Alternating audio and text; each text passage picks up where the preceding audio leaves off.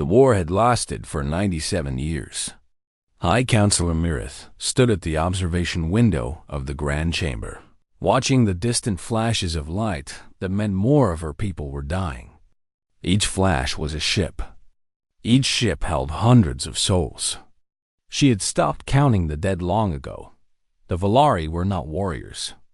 They had evolved on a gentle world with calm seas and soft winds. Their bodies were slender and delicate, built for art and music and the quiet contemplation of the universe. For 10,000 years, they had spread across the stars in peace, building a civilization of 12 species who shared their values. They called themselves the Volari Collective, and they believed that kindness was the highest virtue. Then the Keth came. The Keth Dominion was everything the Volari were not. They were conquerors who moved from system to system, stripping worlds of resources and enslaving populations.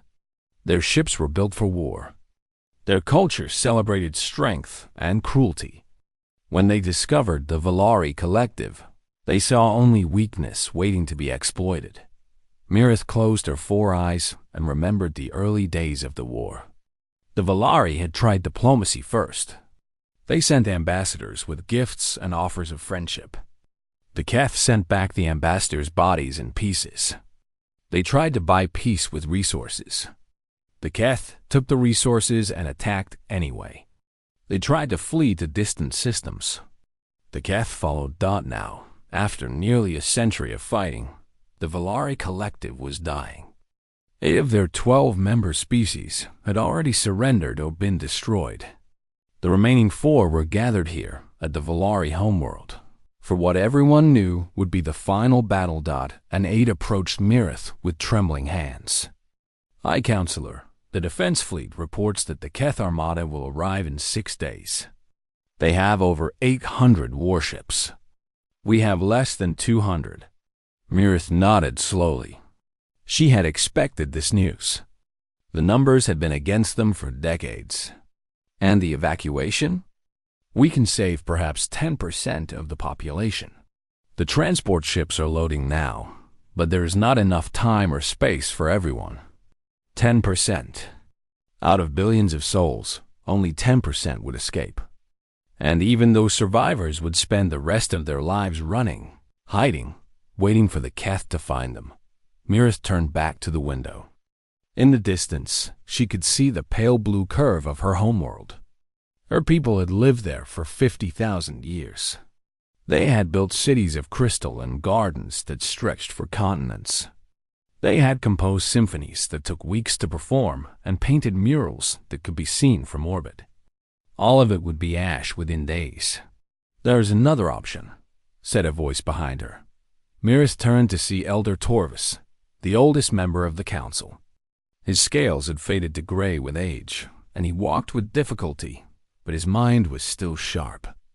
He carried a data tablet in his thin fingers. "What option?" Mirith asked. "We have tried everything." Torvis handed her the tablet. "Not everything. There is one species we have never contacted. One world we have always avoided." Mirith looked at the screen. It showed a small planet orbiting a yellow star at the edge of the galaxy. The planet was marked with warning symbols in a dozen languages. "The Sol System," she said. "The Death World. Yes, the humans." Mirith felt a chill run through her body. Every species in the galaxy knew the stories about Earth. It was a nightmare world where the very environment was trying to kill everything that lived there. The gravity was crushing. The atmosphere was filled with a corrosive gas called oxygen. The weather produced storms that could level cities and waves that could swallow mountains. The planet was covered with predators that hunted and killed without mercy. And somehow, impossibly, intelligent life had evolved there. The humans were a mystery. Few species had ever met them, and those who did spoke of them in whispers. They were said to be pursuit predators who could chase prey for days without rest. They could survive injuries that would kill any other species. They bonded with dangerous animals and kept them as companions. They consumed poisons for pleasure and called them spices. They fought wars against each other with weapons of terrifying power, yet somehow did not destroy themselves. Most disturbing of all, they were said to be unpredictable. Other species followed patterns that could be understood and anticipated. Humans did not. They could show incredible kindness to strangers one moment and incredible violence the next. No one knew what they would do in any situation. "You want to ask the Deathworlders for help," Mirith said. "I want to give our people a chance to survive," Torvis replied. "The Cath are monsters, but they are monsters we understand. They want power and resources. They can be predicted. Humans cannot be predicted. Perhaps that unpredictability is what we need. Or perhaps they will ignore us, or join the Cath, or come to conquer us themselves. Perhaps. But we will be conquered anyway if we do nothing. At least this way, there is hope." Mirith stared at the image of Earth for a long time. It looked so small on the screen, so ordinary. It was hard to believe that such a world could produce the creatures from the stories. "The transmission will take 3 days to reach them," Torvis continued. "If they respond immediately and travel at maximum speed, they could arrive before the Cath. If they respond at all, what would we even say to them? We know nothing about their culture or customs. We tell them the truth. We are dying. We need help. We have nothing to offer except gratitude." Mirith looked around the grand chamber. The other council members were watching her, waiting for her decision. She saw fear in their eyes, but also a tiny spark of hope. They wanted to believe that salvation was possible, even from such an unlikely source. She made her choice. "Send the transmission," she said. "Tell the humans everything. Our history, our war, our desperation. Do not lie or exaggerate. If they are going to help us, they should know exactly what they are getting into." Torvis bowed his head. "It will be done." As he left to carry out her orders, Mirith turned back to the window. Somewhere out there, beyond the dying stars and the approaching enemy fleet, was a small blue planet full of creatures that terrified the galaxy. In 3 days, they would receive her message. She did not know if they would come. She did not know what they would do if they did come. She only knew that she had done everything in her power to save her people. Now all she could do was wait and hope that the Deathworlders were not as terrible as the stories said. Or perhaps, she thought with a shiver, she should hope that they were exactly as terrible as the story said. Just terrible in a direction that favored the Volari. The stars continued to flash in the distance. The countdown to extinction continued. And somewhere, a message was racing toward Earth at the speed of light, carrying the last hope of a dying civilization. Admiral Katie Monroe was drinking her morning coffee when the message arrived. She was sitting in her office at Fleet Command in Geneva, reviewing reports from the outer colonies, when her communications officer burst through the door without knocking. "Admiral, you need to see this immediately." Monroe set down her coffee and took the data tablet from his shaking hands. She read the message twice, then a third time. Her face showed no expression, but her heart was beating faster than it had in years. "Get me the Defense Council," she said. "Everyone, now." 3 hours later, she stood before the most powerful people on Earth. Presidents, prime ministers, generals, and scientists filled the chamber. They had all seen the Volari transmission. They had all heard the desperate plea for help. "The message is genuine," Monroe told them. "Our analysts have verified it beyond any doubt. An alien civilization is facing extinction, and they have asked humanity for help." The room erupted in noise. Some voices called for immediate action. Others demanded caution. A few suggested that this was a trap, a trick to lure humanity into a galactic conflict. Monroe waited for the noise to die down. She was a patient woman. She had learned patience in 30 years of military service, commanding ships and soldiers in conflicts across the solar system. She had gray in her short brown hair now and lines around her eyes, but her voice was still strong enough to fill any room. "I understand the concerns," she said. "We know almost nothing about these aliens. We do not know if they are telling the truth. We do not know what we would be getting into. But I want you to consider something." She pressed a button, and the chamber's main screen showed the Volari homeworld. It was a beautiful planet, covered in blue oceans and green continents. This world has existed for billions of years. The Volari have lived there for 50,000. They built a civilization that spans dozens of star systems. And in 6 days, it will all be gone. Every city, every garden, every piece of art, every living soul, erased. Because a stronger species decided they wanted what the Volari had. She changed the image to show a Keth warship. It was ugly and brutal, covered in weapons and armor. The Keth are slavers and murderers. They do not negotiate. They do not show mercy. They take what they want and destroy what they cannot use. Today it is the Volari. Tomorrow it might be us. A voice spoke from the back of the room. Monroe recognized Commander Danny Ortiz, her second-in-command. He was a tall man with dark hair and serious eyes, and he had served with her for 15 years. "Admiral, are you suggesting we go to war with an alien empire we know nothing about?" "I am suggesting we help people who asked for our help," Monroe replied. "The Volari did not demand anything. They did not threaten us. They simply said, 'We are dying. Please help us.' They sent that message knowing nothing about us except rumors and stories. They were that desperate." She looked around the room, meeting eyes with each person. "I know what the galaxy thinks of us. They call Earth a death world. They call us monsters. They believe we are violent and dangerous and unpredictable. And maybe they are right. Maybe we are all of those things. But we are also capable of kindness. We are capable of protecting those who cannot protect themselves. We have a choice right now about what kind of species we want to be." The debate continued for hours. Arguments flew back and forth.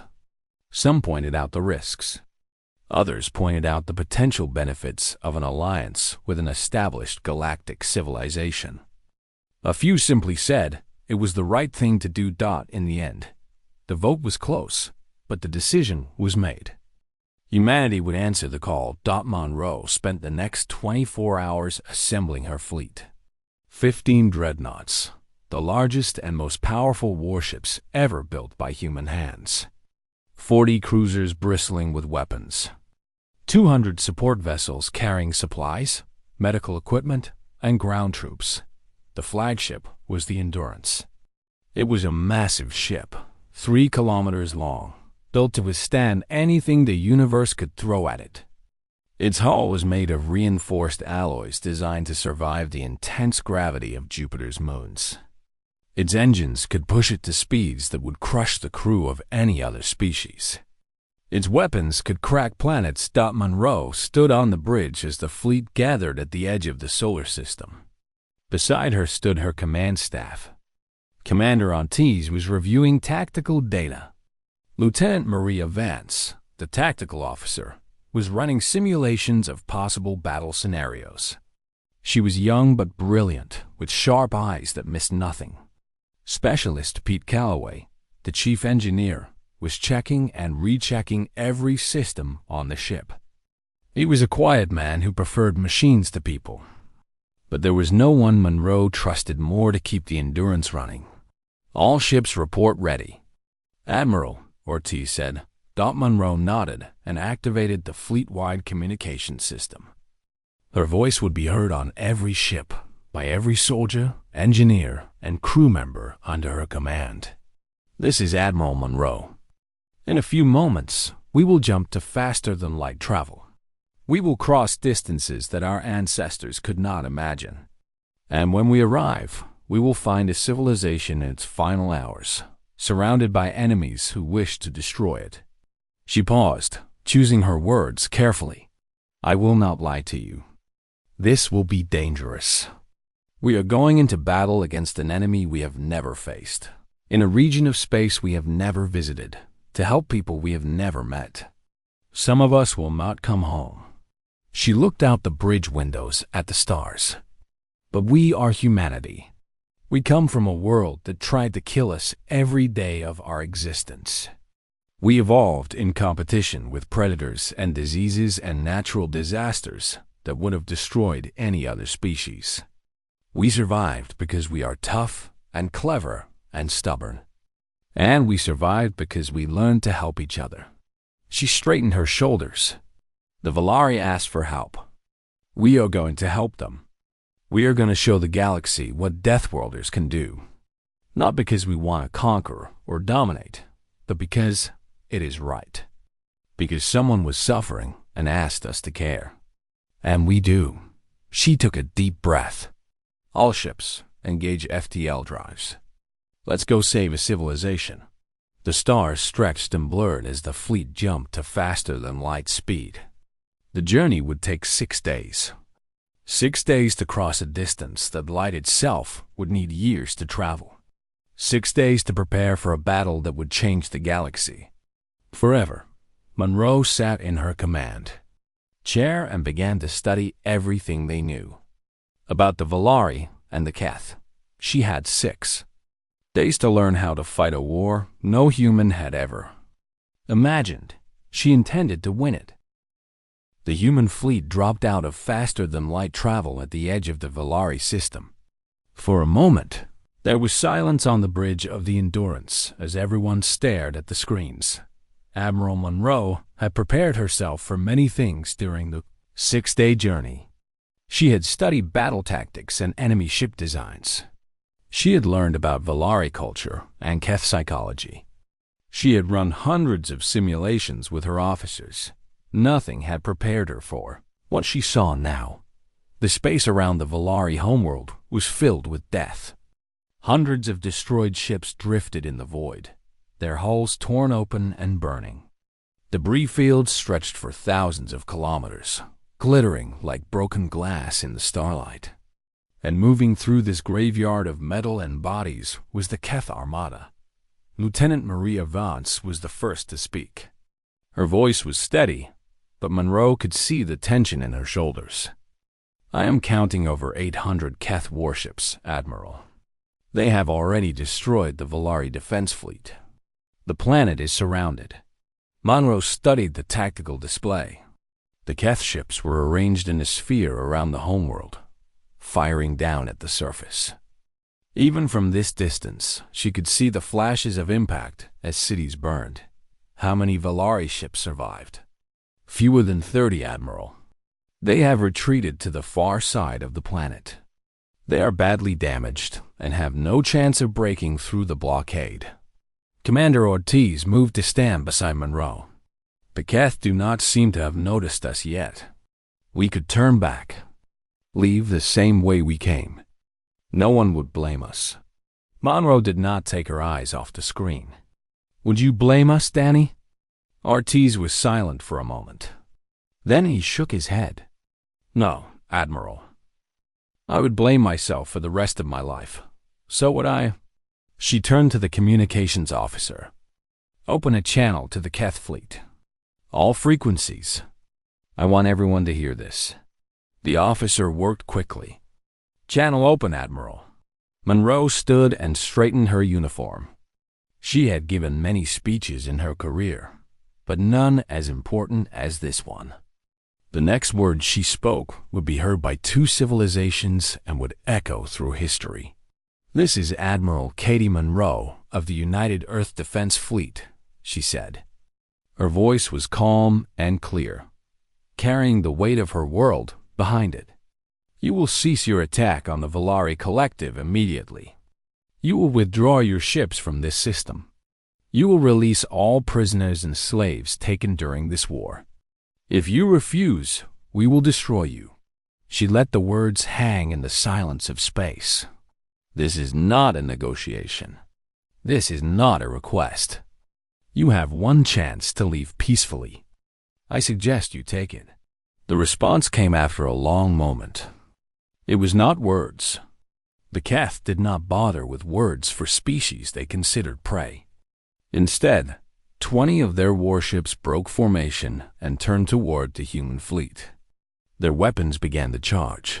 Monroe watched them approach. She felt no fear.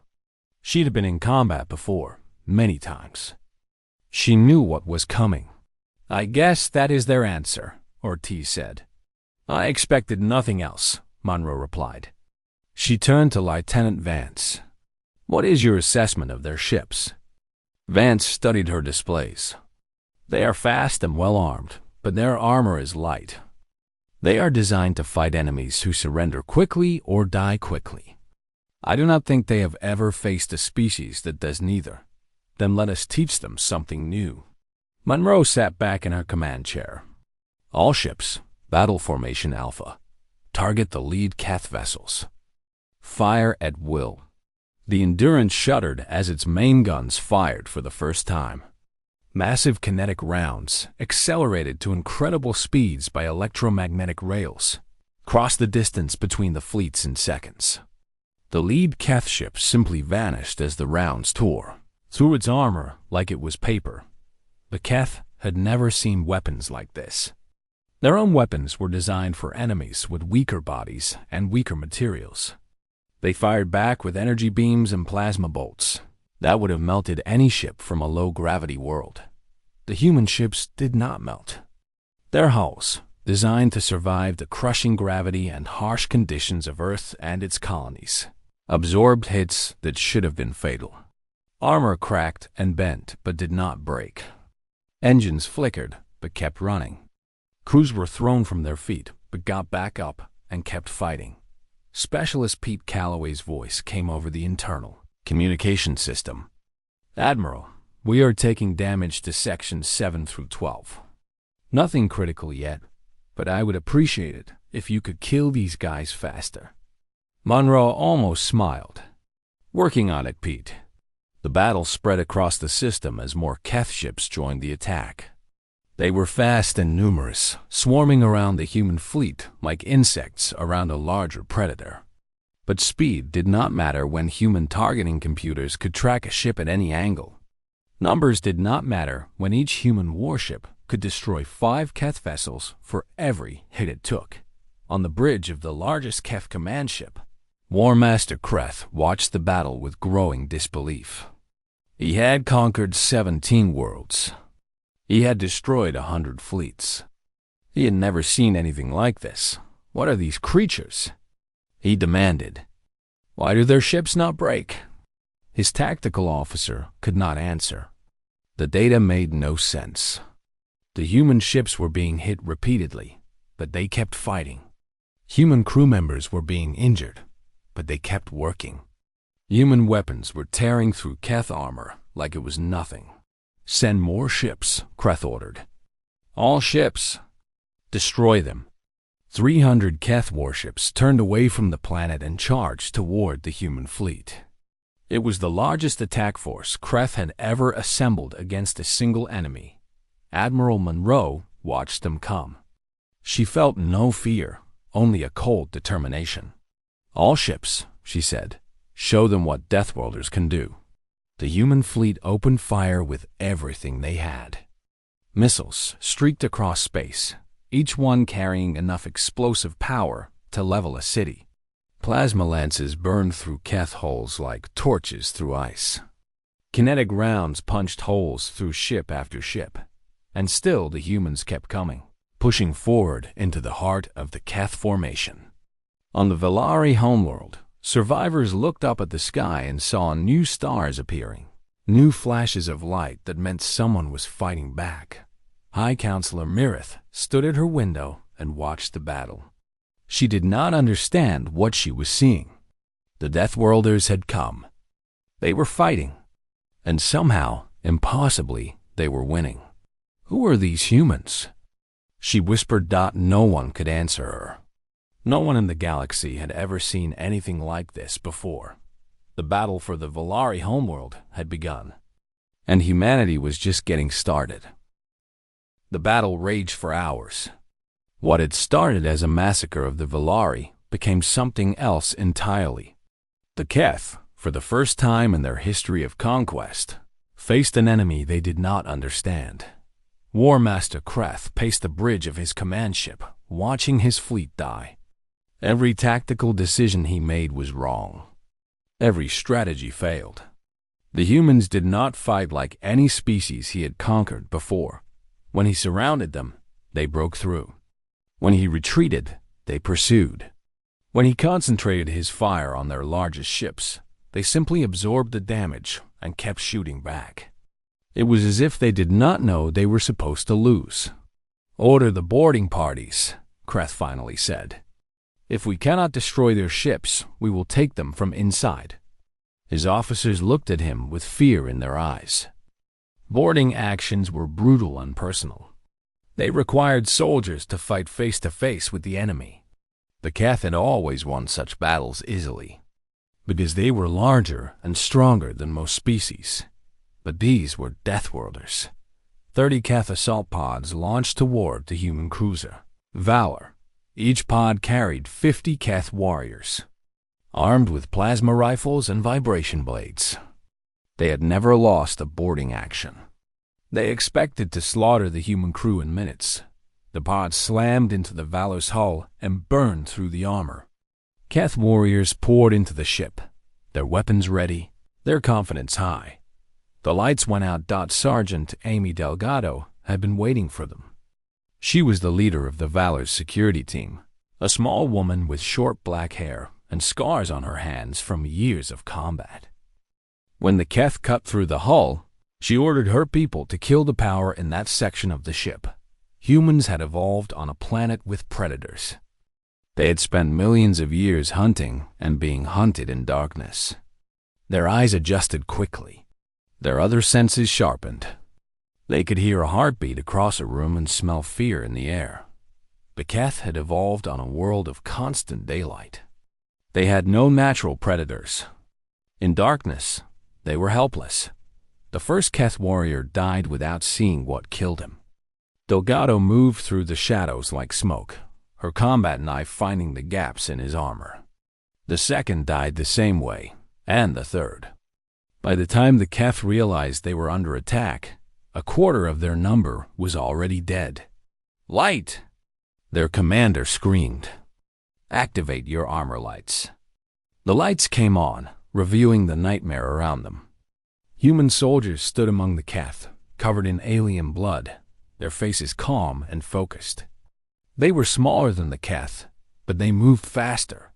They fought harder, and their eyes held no fear at all. The Keth commander fired his plasma rifle at the nearest human. The shot hit her in the shoulder, burning through her uniform and searing her flesh. She should have fallen. She should have screamed in pain and collapsed. Instead, she smiled and kept coming. Humans, the Keth learned too late, were pursuit predators. Their bodies were designed to endure pain and keep functioning. Their minds were trained to push through trauma and focus on the goal. A wound that would incapacitate any other species only made them angry. The battle in the corridors of the Valor lasted 15 minutes. When it was over, all 150 Keth warriors were dead. The humans had lost 12. Sergeant Delgado stood in the middle of the carnage, breathing hard, her shoulders still smoking from the plasma hit. One of her soldiers approached with a medical kit. "You need treatment, Sergeant."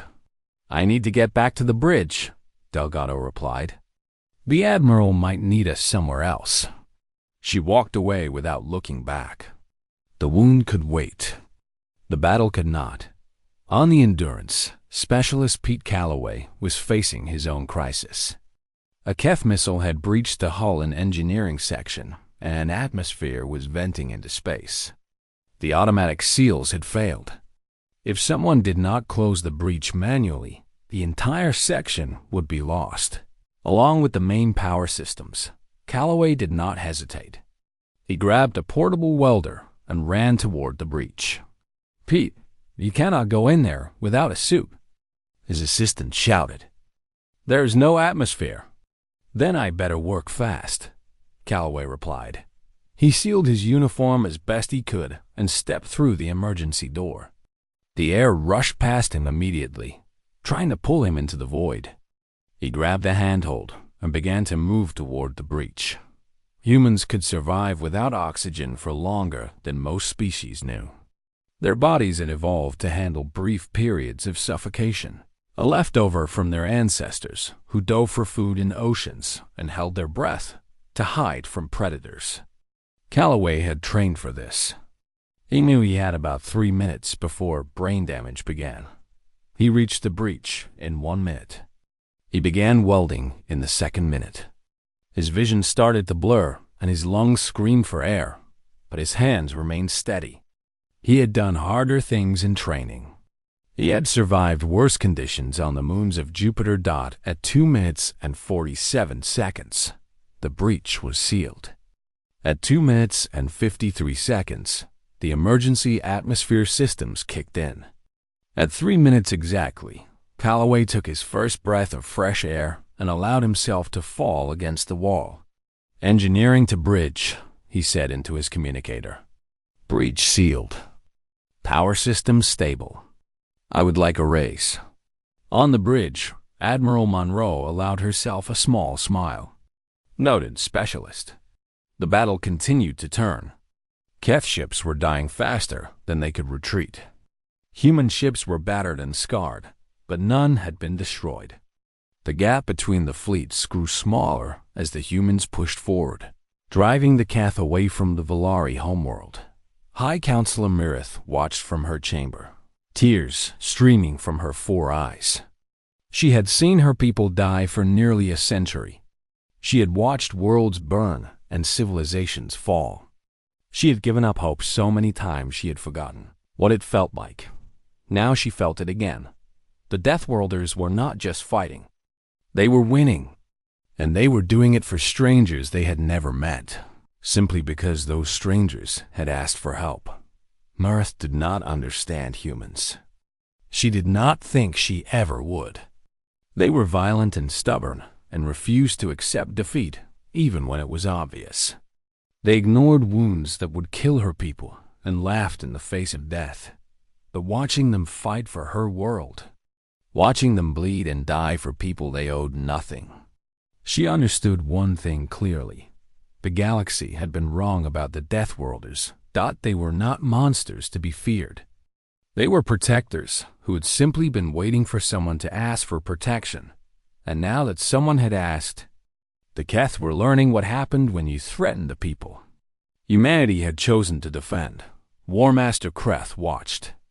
His fleet crumble and made a decision he had never made before in his long career of conquest. He ordered a retreat, but Admiral Monroe was not finished.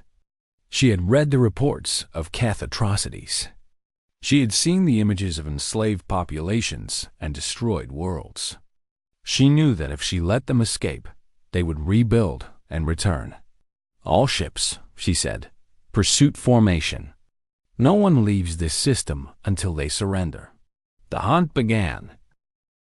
The war lasted 3 weeks. After the battle at the Volari homeworld, the Keth fled to their outer territories. Admiral Monroe followed them. She did not give them time to rest or regroup.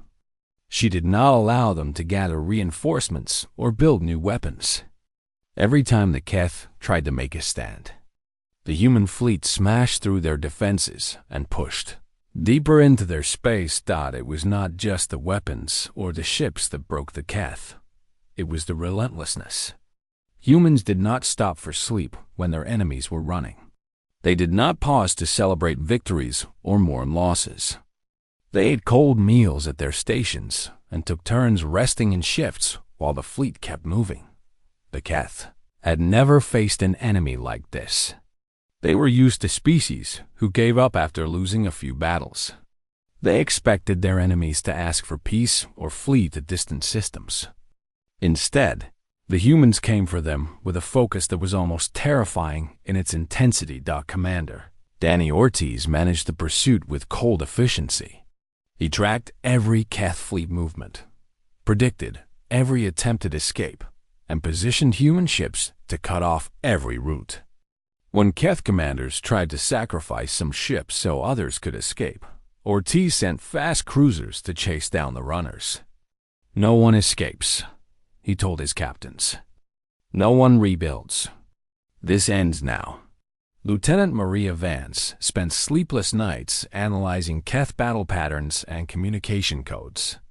She learned their language in 2 weeks, enough to intercept their transmissions and understand their plans. Every time the Keth thought they had found a safe place to hide, Vance found them. Sergeant Amy Delgado led boarding action after boarding action, capturing Keth ships that tried to surrender and securing the release of prisoners from slave holds. She saw horrors on those ships that would haunt her for the rest of her life. She saw a species she had never heard of chained in darkness, worked until their bodies failed, discarded when they could work no more. She freed every single one of them. Specialist Pete Calloway kept the fleet running through all of it. When ships were damaged, he found ways to repair them. When systems failed, he invented new solutions. He had not slept more than 4 hours at a time since the campaign began, but he never complained. There would be time for rest when the job was done. Master Kreth tried everything he knew. He tried ambushes and traps and desperate last stands. He tried sending envoys to negotiate. He tried appealing to other species in the galaxy for help. No one came to help him. The same species that had watched the Keth conquer world after world for centuries now watched them fall with grim satisfaction. They had all lost people to the Keth. They had all lived in fear of the Dominion. Now someone was finally making the Keth pay, and they were content to let it happen. On the 18th day, Kreth's flagship was surrounded by human vessels. His fleet was destroyed. His empire was in ruins. He had no options left. He requested a meeting with Admiral Monroe. She accepted. The surrender ceremony took place on the bridge of the Endurance. Kreth stood before Monroe, his massive body hunched in defeat. Beside Monroe stood High Counselor Mirith, who had traveled from her homeworld to witness this moment. "You have terms?" Kreth asked. His voice was rough, broken by weeks of shouting orders that no one could follow. Monroe nodded. "Simple ones. You will release every slave and prisoner taken by the Dominion. Every one. You will pay reparations to the Valari Collective and every other species you have harmed. You will submit to galactic oversight to ensure you never build another war fleet. And you will never threaten another peaceful civilization again." Kreth stared at her. In his culture, surrender meant death. Losing wars meant extinction. He could not understand why the humans were offering terms at all. "And if we refuse?" Monroe met his gaze without flinching. "Then we continue. We hunt down every Keth warship and destroy it. We liberate every Keth-held world. We do whatever is necessary to ensure you can never hurt anyone again. The choice is yours." Kreth looked at the human officers around him. Ortiz, standing with his arms crossed and cold eyes. Vance, watching him with analytical intensity. Delgado, whose hands still bore the stains of Keth blood. Calloway, who looked exhausted, but ready for more if needed. He looked at Mirith, the leader of the species he had almost destroyed. He expected to see triumph in her eyes, gloating at his defeat. Instead, he saw only sadness. She pitied him. That was somehow worse than hatred. "I accept your terms," Kreth said. Monroe nodded. "Commander Ortiz will handle the details. This war is over." As Kreth was led away, Mirith approached Monroe. The two leaders stood side by side, looking out at the stars through the observation window. "I have a question," Mirith said. "It has troubled me since the day you arrived. Ask, why did you come? We are strangers to you. We are weak by your standards, unable even to defend ourselves. We had nothing to offer you except a request for help. Why did you answer?" Monroe was quiet for a moment. She thought about her crew, scattered throughout the ship, resting now that the battle was finally done. She thought about the price they had paid to be here. 14 ships lost. Thousands of crew members dead or wounded. Months of supplies expended. All for people they had never met. Because you asked, she said finally. On Earth, we have a saying. The measure of a civilization is not how it treats the powerful, but how it treats those who cannot fight for themselves. You reached out across the void, hoping someone would care enough to help. We care. Mirith did not fully understand. Her people had never faced the pressures that created humanity. They had never evolved on a world where every day was a battle for survival. They had never learned that strength exists not just to dominate, but to protect. But she understood enough. The galaxy feared you, she said. They called you Deathworlders and told stories of your violence and unpredictability. They said you were monsters. Monroe almost smiled. We can be, when we need to be. But you are also this. Saviors. Protectors. We are whatever the moment requires. That is what it means to be human. Mirith looked at the stars. Somewhere out there, her people were celebrating. Her homeworld was safe. Her civilization would survive. And it was all because of these strange, terrifying, wonderful creatures from a nightmare world at the edge of the galaxy. What will you do now? She asked. Monroe considered the question. Go home for now. Rest. Rebuild the ships we lost. But we will not forget you. We will not forget any of this. And if another civilization asks for help? Monroe turned to look at Mirith directly. Then we will come again. That is a promise. The human fleet departed 3 days later. They left behind advisors to help with reconstruction, medical teams to treat the wounded, and engineers to help rebuild what the Keth had destroyed. They left behind a communication relay that would keep Earth connected to the Valari, collective forever. As the Endurance jumped to faster-than-light travel. Monroe sat in her command chair and watched the stars blur. Ortiz sat beside her, finally allowing himself to relax. Think they will tell stories about us? He asked. Monroe nodded. I am counting on it. The next species that thinks about conquering their neighbors should know what happened to the Keth. They should know that if they threaten the innocent, the Deathworlders might come for them. Is that what we are now? The galaxy's protectors? Monroe was quiet for a long moment. Then she smiled. We are whatever we choose to be, Danny, and I choose this. I choose to be the ones who answer when someone cries for help. I choose to be the monsters that other monsters fear. She looked out at the stars, thinking of all the civilizations waiting to be discovered, all the people who might need help someday. Let the galaxy know, she said. The Deathworlders are watching. And if you hurt the innocent, we will find you. The fleet disappeared into the stars, heading home. But behind them, the story spread.